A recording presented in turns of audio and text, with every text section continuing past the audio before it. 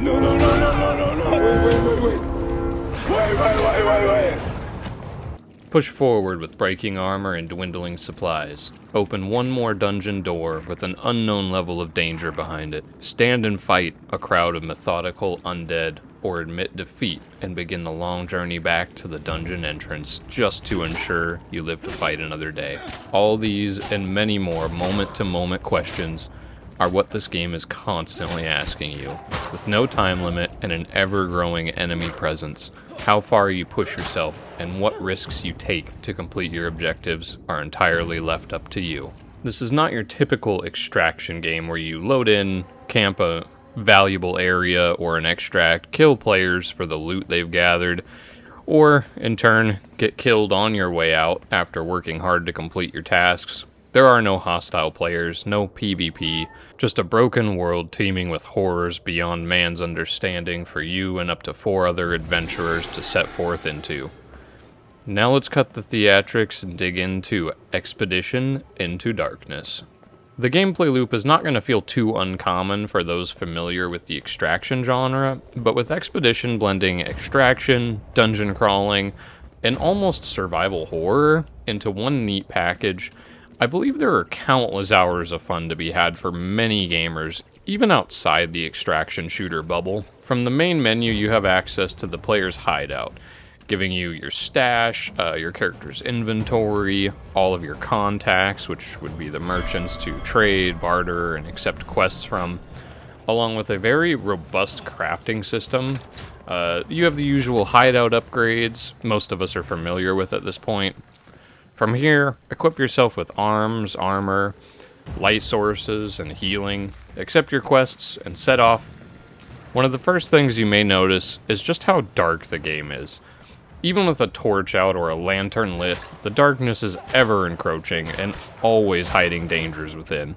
At first, I actually found the light level annoying, almost to the point of turning up my monitor's brightness, as there is no in-game setting for this. After leaving it alone and floundering in the dark for several runs, something I should have realized immediately smacked me upside my kettle-helmed head all at once, which is, this game needs you to be in the dark, because fear of the unknown is one of humanity's greatest fears. And always being on edge and jumping at every noise, bouncing off the dungeon walls from an unknown creature that could be just past your torchlight, is when this game is at its best. Engaging in combat with the spooky denizens is something you'll most likely be forced into a lot, so let's spend some time talking about it. Combat is reasonably straightforward. You have a realistic quick step that can help with positioning or move you out of reach from enemy attacks. You have a timed block that makes most humanoid-sized monsters recoil away from you for a moment, which can be a real lifesaver. And then you have a basic string of attacks along with an altered attack to change the direction of your swing, which all have pretty good sound and feedback when striking enemies. All this comes together to feel like a pretty well-rounded combat system, though it is worth noting there is a little jankiness to some attack chains and animations, but this is just an early access demo, and at no point was it bad enough to make me want to stop playing.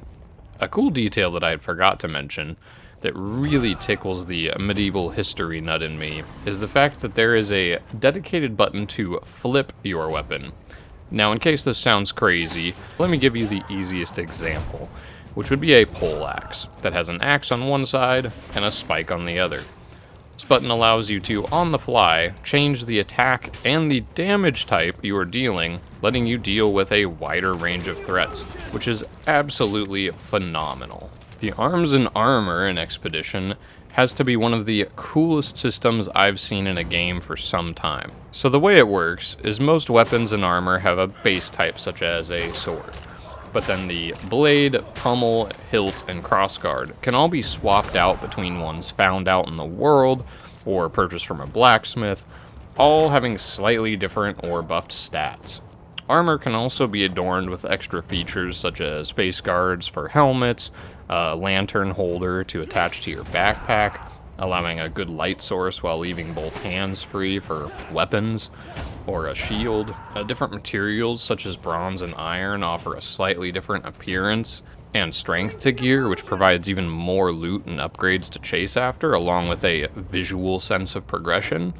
The different weapon types also lend themselves to varying strategies. For example, a sword is good at wide slashing attacks, hitting multiple fleshy enemies at once, but struggle to handle armored opponents. Maces, on the other hand, straight up KO armored monsters, but lack in reach and cleaving ability. Axes kind of sit in the middle, and polearms offer exceptional reach and variety of attacks, but can struggle in closer quarter moments. From there, you also get the choice of two-handers or one-handed with something in your offhand, whether it's a shield or a torch, just to further complicate your gearing choices. So I'm sure by now you're getting the picture that what looks like a fairly simple combat and loadout system can actually be a delicate balance of decision making before every journey, just deciding what threats you might face and how you plan to deal with them. I've only had the chance to play solo, and although I think a group would make the game overall less scary, I do think there is still room for it to be very intense and create some memorable moments, along with the added coordination of resources and planning quests and so forth. So far, the quest system isn't terribly complicated. It's a lot of take an item to location, kill number or type of monster, retrieve item from a location, and things of that nature, along with just the general acquire these random items that are just general to the loot pool. But layered over top the rest of the game, it adds a nice sense of direction and a means of guiding where you go and what you do within each raid, which for me makes it feel like I always have a goal to be pursuing at all times, and really feeds into the sense of overall progression. Graphics and performance is the last main thing we're going to cover today, and to be honest, I don't have all that much to say. The actual graphical fidelity of the game is fine. It's nothing groundbreaking, but the looks are detailed enough.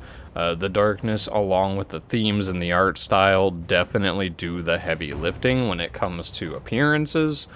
Performance is a little interesting, as the demo mostly runs at a smooth frame rate for me without any visual bugs, but there are occasional frame drops for 1 to 2 seconds, which can be very frustrating depending on when they happen. Depending on what footage I have up on screen for you while I'm talking at you, you might see some of those, and it's a little frustrating. But other than that, performance has been mostly good, and hopefully that's not something that carries over into the full release, but only time can tell with that one. Overall, I'm having a fantastic time with the game, and considering the demo is free and has a lot of content for you to try, I'd encourage you to give it a chance, download it, and just try it for yourself. And then let me know down below in the comments how you're feeling about the game so far. I'd really love to feel how everyone's liking it, and just kind of, well, maybe make some suggestions, because they do have an in-game feedback system, so we could all help form this game into something that would be a very special niche in the extraction genre, and that would just be really cool. If you made it this far in the video, thank you so much for your time, and if you enjoyed it, consider leaving a like and subscribing. But anyways, thanks again everybody, and I'll see you in the next one. Bye.